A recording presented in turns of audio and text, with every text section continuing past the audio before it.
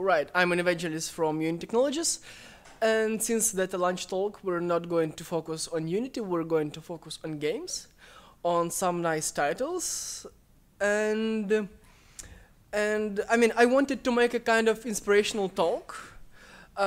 Well, just so I collected a few titles that you care about. I tried to analyze what's so good for them, and there is one thing, like, why should you listen to me? Well, because my job. Okay, I forgot to change the title. Okay, well, because my job is to travel and to talk and to listen and basically to collect various experiences. And I have a technical background. I have spent 3 years, actually more than 3 years, with Unity in the engineering department. And yeah, so basically now my job is to travel and to share some nice experience with you guys. So that's a good thing to listen. Right, so this game, I hope everyone knows it, right? Like, and probably most of you have played it. So the good thing about this game, it secured 20 million downloads in like 4 days, and in like 2 weeks it secured 50 million downloads. So that's a nice thing. And the first version of this game is known to be so popular that it actually secured 170 million downloads across App Store and Google Play and Amazon. So what's special about it? Basically, I mean, Temple Run is one of those games where you don't need a huge manual to start playing with it.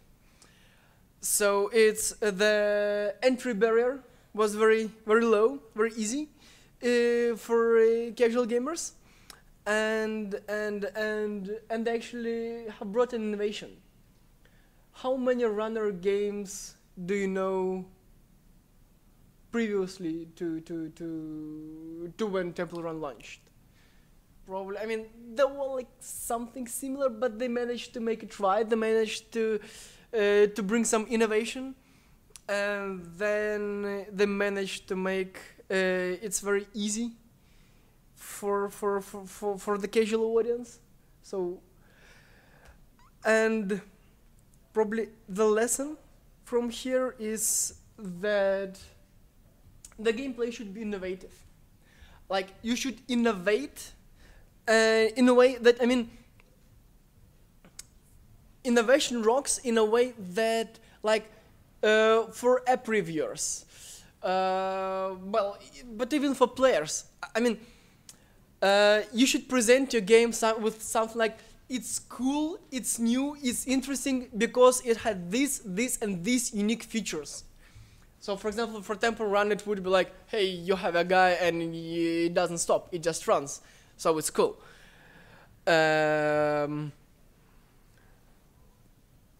When you have these unique features, you can pitch your game to reviewers, and I mean, they are interested in it. They can highlight it, so you should have something highlightable. And while speaking about innovations, CSR Racing, I guess always, everyone knows this game. So what unique and innovational is about that game? Well, maybe that it was built around monetization. I mean, this game secured $20 million, like the real money is not the loss, but the real money is within the first month. It was immediately highlighted, and I mean, it was in the top. So what they made right is that they found a very nice way to fulfill boys' dream of having like a perfect, very expensive, shiny car. Say shiny. And gameplay is plain simple. It's like 20-second runs where you even cannot steer the wheel. You just have to, I mean, it's really 2 buttons. Even not 2 buttons, but 1 button, like you have to gear up. So that's the whole gameplay, right? You have to start in the right time and gear up in the right time. But actually, the biggest part of this game that is the most appealing is the garage, where you have this car and you can change the color, you can pimp up your car, you can do something about it. So so they found a dream and monetize on it. So that's the garage. You do something, yeah. And monetization, I mean, it works really well with the dream. So what I'm trying to say, that try to find something that is very appealing to your target audience. I don't know, say kids want to have a pink pony, their fathers and brothers want to have these nice cars. I mean, like building a perfect house, I don't know, yeah, cartooning, I don't know, bodybuilding. I mean, just try to find something that everybody wants but cannot get into, and monetize heavily on it. I mean, dreams are very easy to monetize. Also, what is very cool in CSR Racing, that they have spent lots of time to try to, I mean, the game was free, right? So you download it, and it's easy to start. I mean, it's very easy to start playing.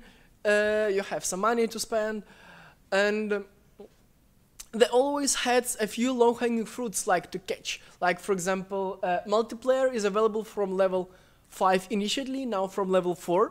So basically, you have a good motivation to spend lots of time with the game, and probably money, and then you get used to paying.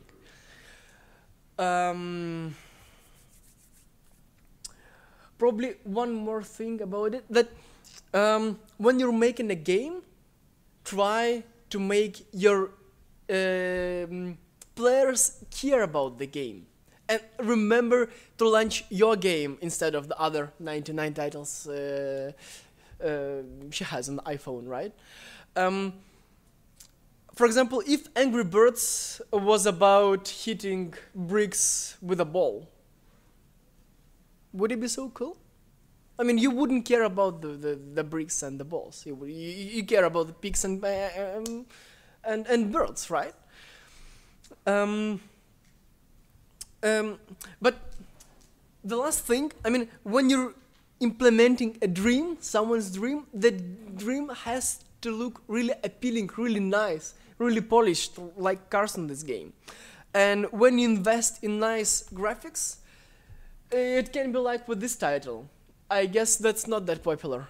Who knows what the screenshot is about? Anyone? I know Nick knows. Okay, we have 2 hands. Well, that's good enough. Actually, that's Blade Slinger. A hardcore gameplay title. No, I mean, it started. It's been like 2 years in development. It started. It was recently launched, and it wasn't that polished. It has a relatively creepy gameplay. It was targeted at very hardcore audience, like blood-hungry audience, since you have to kill here a lot. And I mean, the gameplay wasn't that polished, and the controls were like flaky, but it looks good. It looked really good, and it started with $3. Then they made a small marketing campaign. They got highlight in the, like editor choice just because of the graphics. So imagine like bad reviews, the gameplay like is wrong, the controls are wrong, but the game is booming just because it's like looks really good. Actually, now they fixed the gameplay and the controls, so you should probably try the title.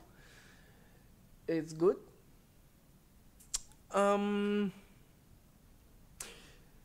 But yeah, stunning art design is what actually makes your game highlightable.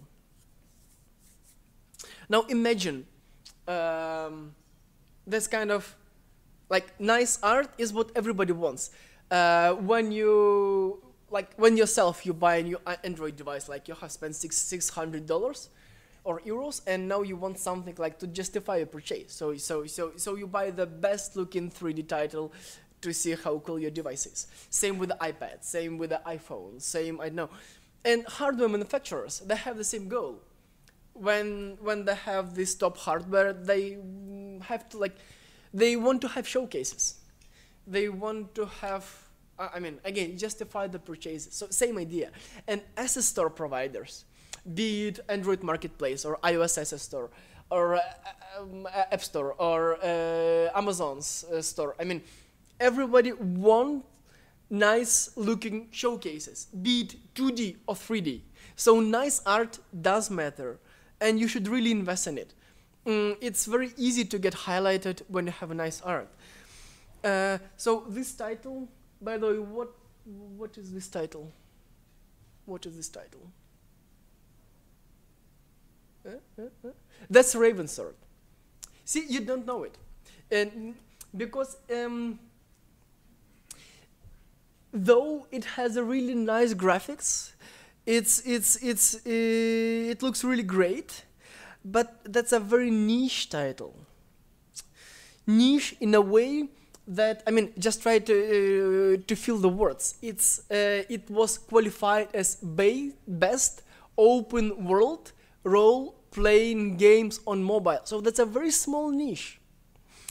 But again, hardcore gamer audience is very generous, and it's very easy to get their attention.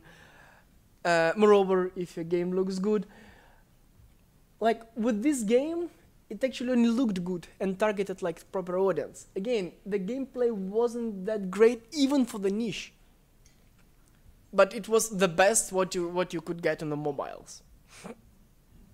Yeah, this Christmas. Probables. So what I'm trying to say is that niche, I instructed that do the niche slogan, but it's not exactly the success story immediately, right? So niche can be small, then you can fail with that niche, but the idea is, if you know you're just great at some things, like you're the best, I know. Say, and these guys thought they were the best with the open world role-playing games. And they had lots of expertise, they had lots of experience, and they made it to the top. This game was like editor's choice, and again highlighted and made some monies, actually lots of them. So if you're an expert somewhere, do the thing you're best at, even that's a small niche. Probably you're gonna make something really cool, and probably they're gonna catch attention and get highlighted, get picked by some editors, by the press, by App Store editors, and then when you're on the front page, if you actually made the monetization well, then you're rich, almost. Yeah. Speaking about the rich, next puzzle. I guess I'm gonna have more hands raised here, right? Okay, one. Come on, people, do you play games? That's the game of the year. The game of the year, and you don't know it. The Room. Yes, The Room. Basically what? It started with $5 and they secured 1 million copies very quickly. Again, it was highlighted game of the year. It earned lots of monies, but basically you purchase 3 hours of gameplay for $5. And the gameplay means that you open the boxes. So you pay $5 to to open a few boxes. Now, why is it cool? By the way, game cost 60,000 British pounds to make, and well, they secured a few millions, actually quite a few. So, what's unique about the game? That it was very natural to play, like you just... That's the next slide. What they made right, that they designed for the platform, in a way that, it was very natural. You have the tablet, and then you can, natural experience with your tablet. You have fingers, you have touch, you have gyroscope, accelerometer. So when you're thinking about the game, like the gameplay, the monetization, also think about the platform features, about the users. What is natural for them? How do they interact with their device? The device, modern devices have lots of sensors. Can you use gyroscope? It's not about the direct controls. It's about the generic experience of the game. So gyroscope, GPS, camera, cellular network. All the devices are connected.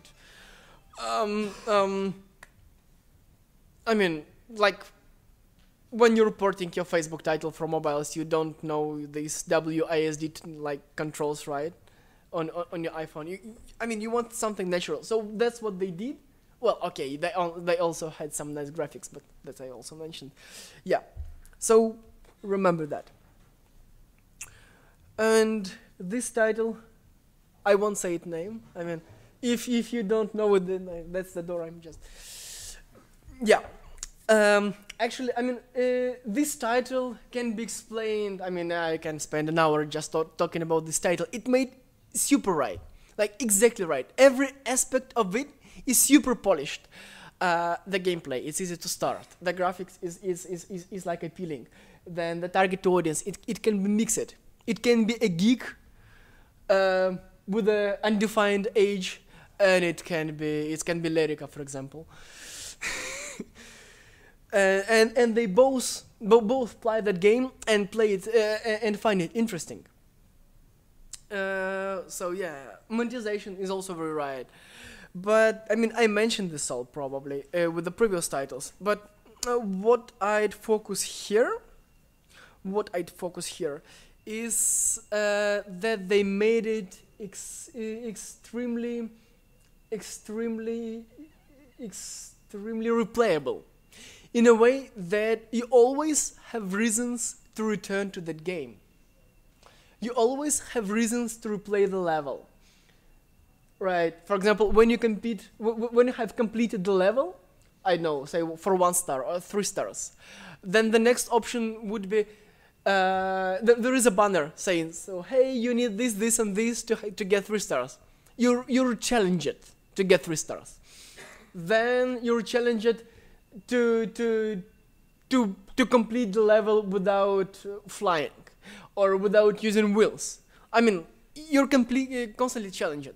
Then, in a similar way, the CSR made with multiplayer, the challenge that you have to complete to kind of get used to the game, to keep the player for some certain time in the game. That they have the thing called sandbox levels, where you don't have to complete the puzzle, but you have a huge area for building your vehicle or technology machine, and then you and then you get long level, and then you go through it, and yeah, so completely different gameplay, and to get the sandbox levels are unlockable. So that's what they did, and that's what's cool. And the moral here is think about the replay value, and about how do you keep your player in the game? To make it get used to it, to make the player remember your game.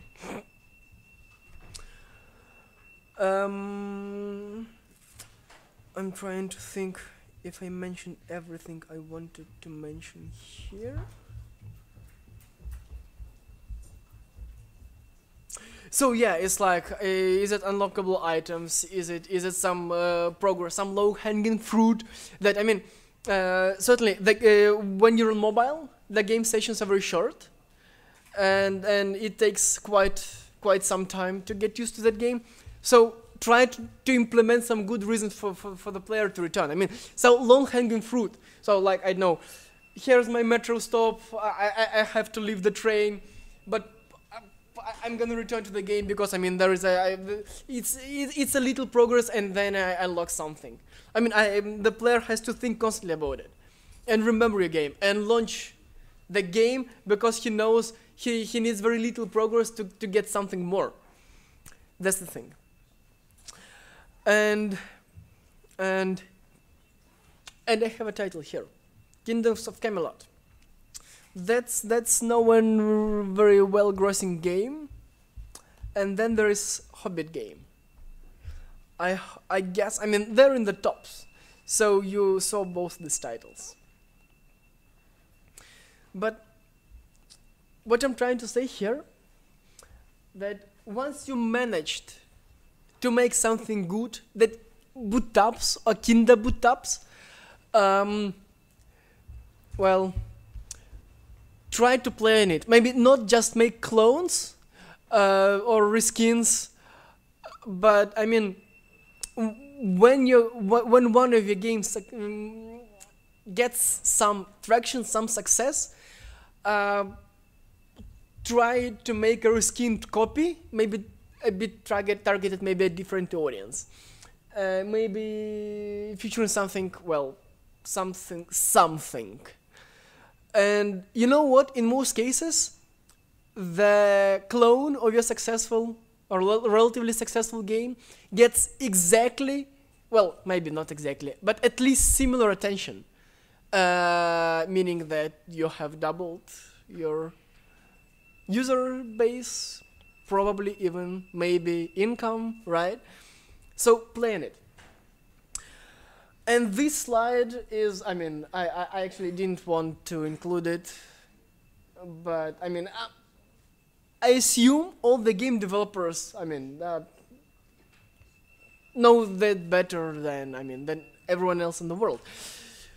But there is one thing. When you're making a game, I mean, earning money is not an option. Is not something external to a game. When you're making a game, when you're designing a game, think about monetization. It should be natural.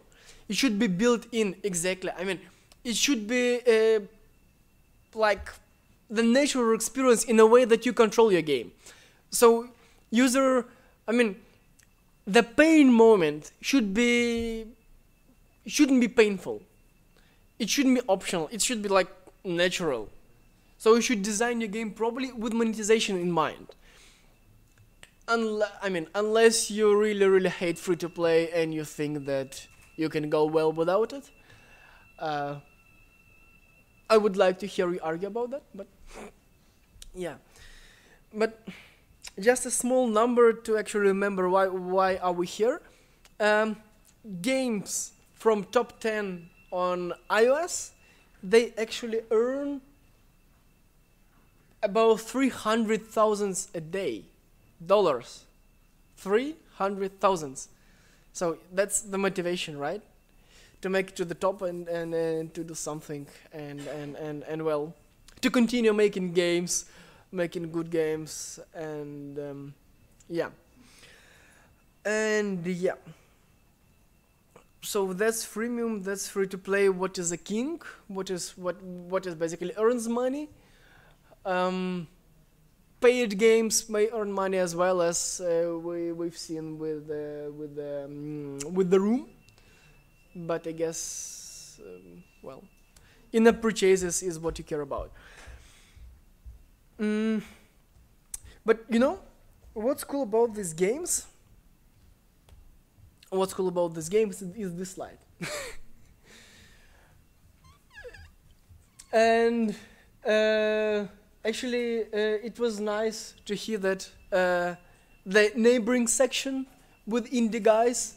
I mean, when they launch their game, it shows Unity logo, and then we visited Big Points yesterday in Hamburg, and the games they launch also feature Unity logo. So I mean, small guys and big guys, smaller titles, bigger titles, 2D, 3D. I mean, on mobile, virtually everything good is made in Unity. Probably it may be very brave to say, but you can argue. So it's like, I mean, I promised to not focus on Unity. So unless you really have questions, I'm skipping the slide. The highlight. We recently announced BlackBerry 10 support. Now we have it. Probably you don't care yet, but we already have it. So with Unity, we can try to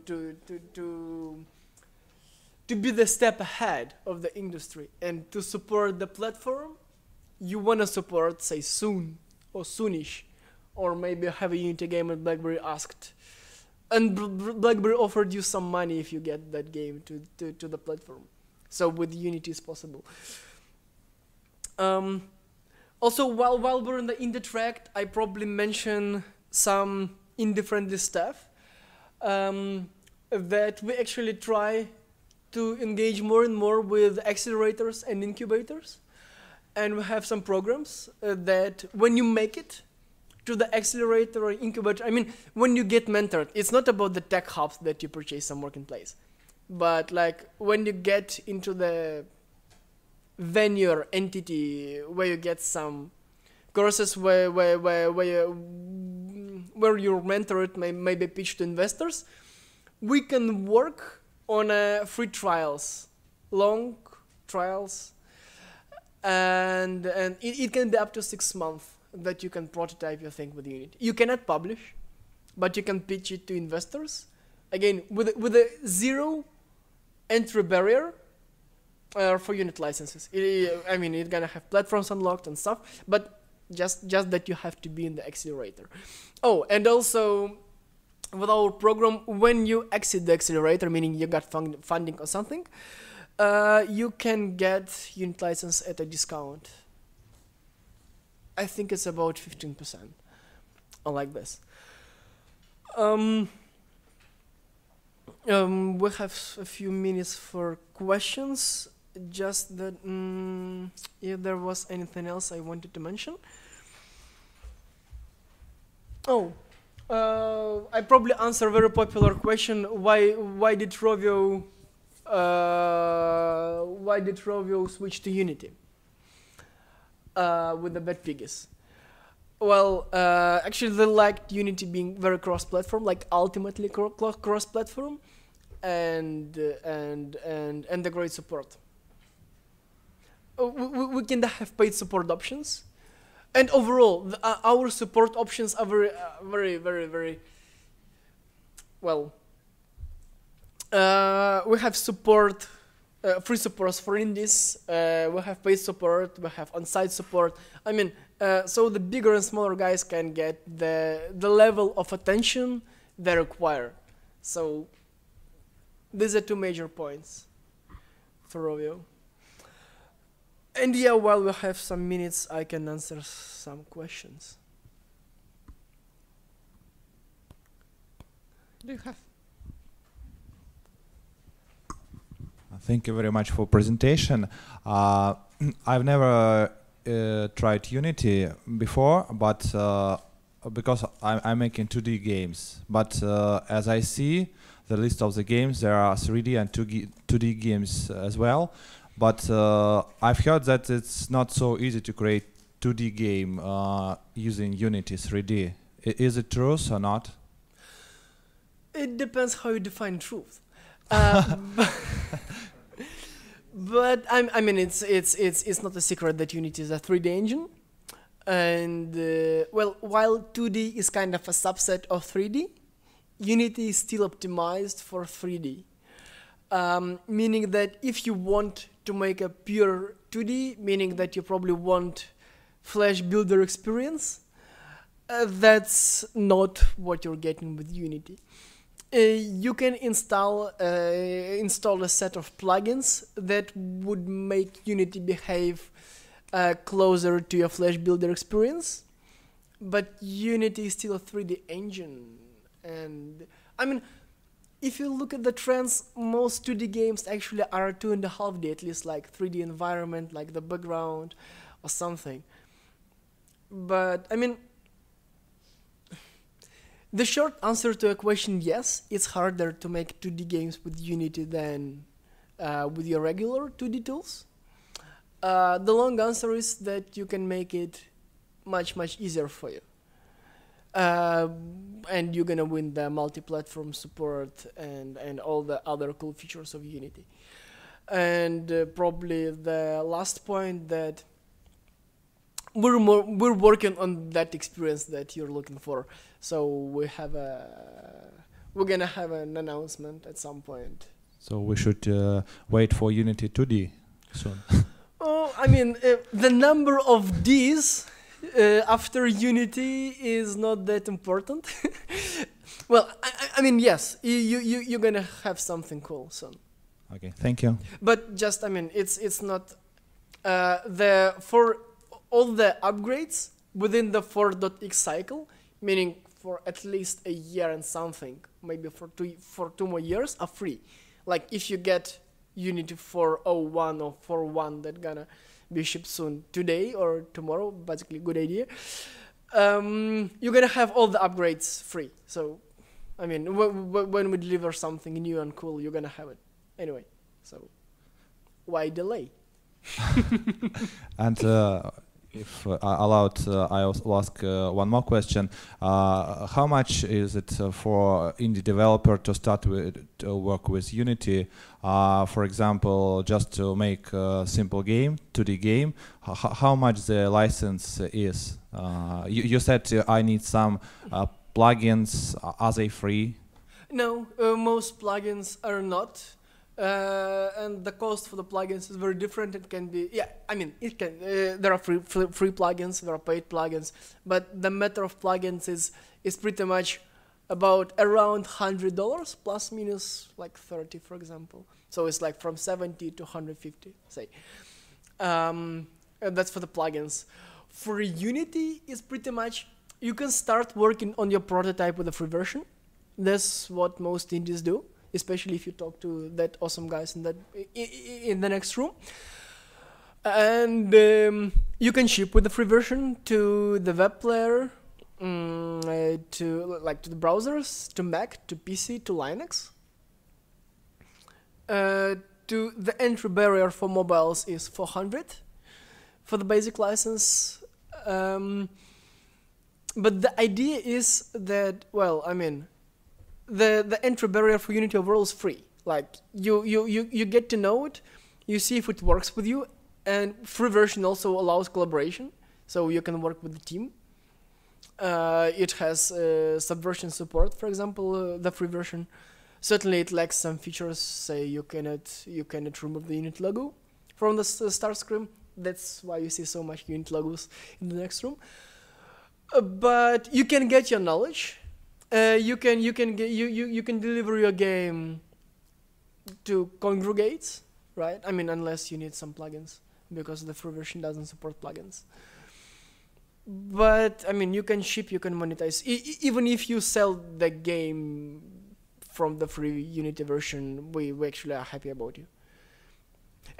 There is one team in Estonia who managed to build an MMO game with a free version of Unity. That was hard. They admit that was hard, but they managed. They just didn't have much money, but they had a team and they had lots of free time. I mean, the weather is bad there, so. Okay, thank you.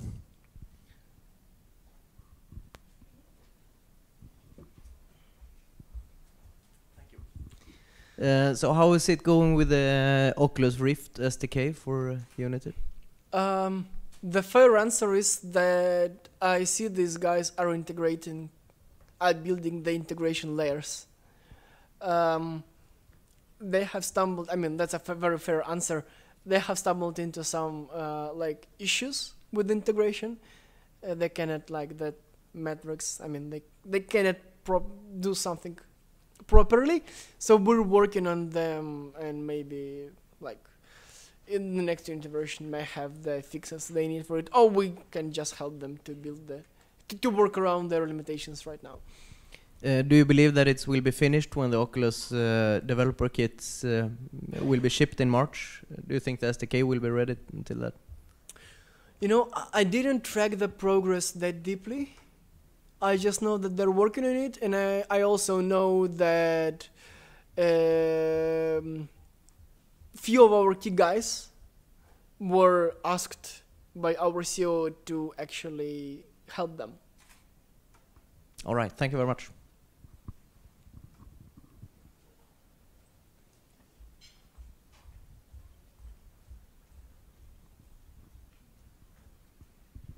Hey, just a quick question on the 2D part of the story. Oh, yeah. So Adobe Flash, it's kind of strong, and like lots of designers know that. Are you aware of any plugins in development or already available that help port a Flash game to Unity? For example, generate sprite sheets, somehow export animation, or anything like that? Oh yes, basically if you launch Unity Asset Store and type Flash, you're gonna get a set of plugins. For example, there is Uniswift plugin that helps to import Swift into Unity. No? So there is a set of plugins to help you do that. I mean, I cannot advise anything and just state that something works so well you should just do it. So it's a matter of like case by case basis. I mean, it can work with your game, it cannot work. It can be fast in the Flash, and it can be slow with Unity just because something. Cool. Yeah. So it's a matter of investigation. Just do a little research. Good to know. Thanks. Does anyone have questions? Since we have 3 minutes, you should be either fast or catch me afterwards. So, thank you so much for your lecture.